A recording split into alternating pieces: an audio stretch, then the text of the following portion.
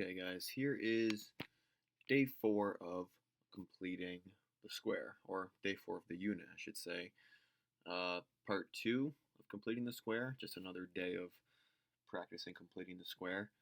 One thing I want to emphasize, just in case you guys didn't understand why we complete the square, the whole reason of learning this new factoring method is that we use this method when we can't factor it.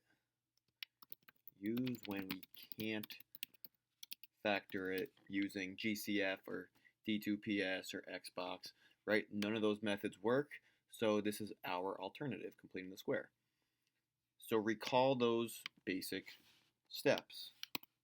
First step was to get the variables on one side and the constant on the other. Okay, so make sure you guys are writing this down. If I go too fast, pause the video. Right, so your basic steps. Step 1, get the variables on one side, constant on the other. Step 2, when A equals 1, remember, A always has to have a 1, not a negative 1, not a 7, but you want just positive x squared. Take the B value, let's do the B value divided by 2, and then square it. Right, B over 2 squared, and add that to both sides. Okay. And then the third step. Third step was to factor and solve for x. Right, those were the 3 steps to completing the square. So for number 1, it says solve 2x squared minus 12x plus 4 by completing the square. Right? So the first thing I should be looking for is, do I have x squared by itself? And what I see here is, no, it's 2x squared minus 12x plus 4. So the first thing I should be doing is I want to make sure it's an x squared. So I'm going to divide everything by 2. Right? I'm going to get x squared. X squared minus 6x plus 2 equals 0. If we tried Xbox, we're looking for a number that adds to negative 6 but multiplies to 2. There's absolutely nothing that works, right? No two numbers will work in our favor for that. So this is why we have to complete the square. So step 1, get the variables on the left side and the constant on the right. So I'll have x squared minus 6x plus my blank equals negative 2 plus my blank. Sorry guys, I'm a little shaky today. I'm not sure why. To figure out what goes here, this is my b over 2 squared. Right? So my b value is negative 6. So I'm going to have negative 6 over 2 squared. That becomes negative 3 squared, which becomes 9. So 9's going to go here, and 9's going to go here.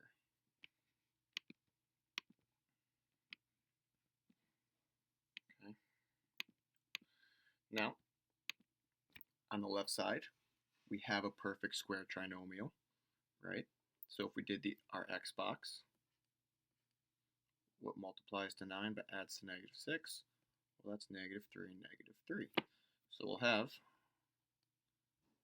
x minus 3 squared equals 7. And then we want to square root both sides to get rid of that square.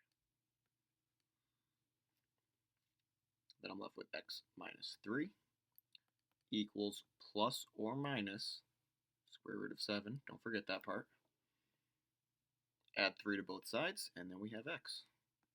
So x equals 3 plus or minus square root of 7.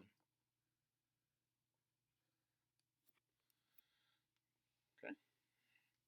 Just exactly what we did in the video last night. Another problem like that. Number 2. Brian correctly used a method of completing the square to solve the equation x squared plus 7x minus 11 equals 0. His first step was to rewrite the equation as x squared plus 7x equals 11. Okay, that's good. You should be doing that. He then added a number to both sides of the equation. Which number did he add?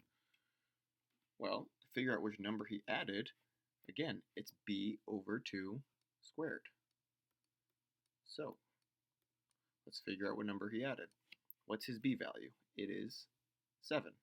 So he did 7 over 2 squared. And again, if we square something, I'm just multiplying it by itself twice. So it's really going to be 7 over 2 times 7 over 2. So on the top, I'll get 49. On the bottom, I'll get 4, just multiplying straight across on top and bottom. So the number he added was answer choice 2, 49 over 4. Number 3, what do we got? The senior, if x squared plus 2 equals 6x is solved by completing the square, an intermediate step would be what? Well, we can't really figure that out unless we actually do the work. So, we got to figure out what that intermediate step would be. So let's set this up as if we were going to complete the square. It's x squared plus 2 equals 6x. Well, I want the variables on one side and the constant on the other. So I want to subtract 6x from both sides to get that on one side, and then subtract 2 to get that on the other side. Right? So I'll have x squared minus 6x plus your blank equals negative 2 plus that same blank. B over 2 squared. What is our number going to be? My b value is negative 6, so I'll have negative 6 over 2 squared. Negative 6 over 2 is negative 3 squared, and negative 3 squared is 9. So we'll have 9 here, 9 here. What does this left side factor out to? It's a perfect square trinomial now. My little x box. Oh, we actually just did this one. What multiplies to 9 but adds to negative 6? Negative 3, negative 3. So this is going to turn into, on the left side, we'll have x minus 3 squared equals 7. And would you look at that? Answer choice 2. All right, nice. Let's take a look at number 4. Word problem. Great. The senior class at Bay High School buys jerseys to wear to the football games. Sweet. The cost of the jerseys can be modeled by the equation C equals 0.1x squared plus 2.4x plus 25, where C is the amount it costs to buy X jerseys. So how many jerseys can they purchase for $430? So it's giving us C, right? It's saying that C is equal to 430. So let's start writing this down. We're going to have 430 is equal to this equation, 0.1x squared plus 2.4x plus 25. Now, our first thing should be to get the variables on one side and the constants on the other. Now, I don't like the way this is written because we usually see the variables on the left side. So I'm just going to rewrite this as 0.1x squared plus 2.4x. And you know what, while I'm at it, actually, you know what, I won't skip a step. Plus 25 equals 430. Right, so I want to get the constants on one side. So I'm going to subtract 25 both sides. So on this left side, I'll have 0.1 x squared plus 2.4x equals, what's that going to come out to, 405. And hopefully you guys see what my mistake was just now. Not a huge mistake, but I forgot my underline. Right, plus my underline, I gotta fill that in, equals 405 plus that same underline. Please don't forget that we need to get x squared with a 1 in front of it. This says 0.1, so how do I get rid of that 0.1? I divide every piece by a, which is 0.1. So divide by 0.1, divide by 0.1, divide by 0.1. So then this becomes x squared plus 2.4 divided by 0.1 becomes 24x plus this blank equals 405 divided by 0.1 will become 4050 plus this blank. How am I going to fill this piece in? B over 2 squared. So I'm going to have 24 over 2 squared, which becomes 12 squared, which becomes 144. So I'm going to have 144 here and 144 there. Now, the left side should be a perfect square trinomial. What multiplies to 144 but adds to 12? Adds to 24, whoops. That would be 12 and 12, positive 12 and 12. So on the left side, we'll get x plus 12 squared equals, what's the right side going to equal? 4,194.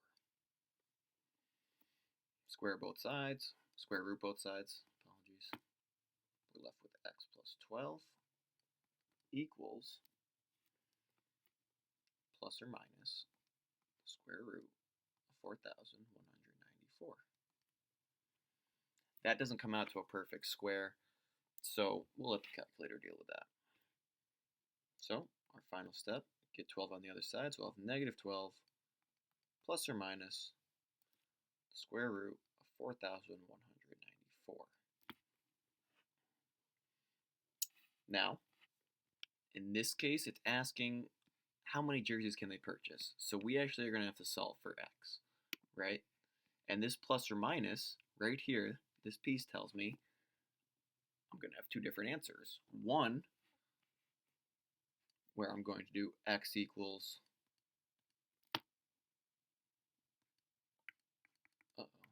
oh goodness, okay. Let's fix that. So one where x equals negative 12 plus the square root of 4194. And then one where we have x equals negative 12 minus the square root of 4194. Because again, it's plus or minus, so I gotta do it both ways. One over here is plus, one over here is minus. This comes out to be, using the calculator, 52.761, while this one comes out to be negative 76.761.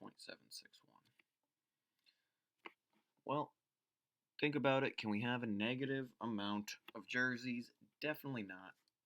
Reject that one. So the highest number of jerseys we can buy is 52.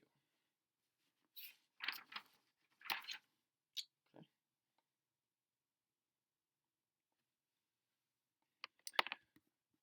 Now, let's go on to the back.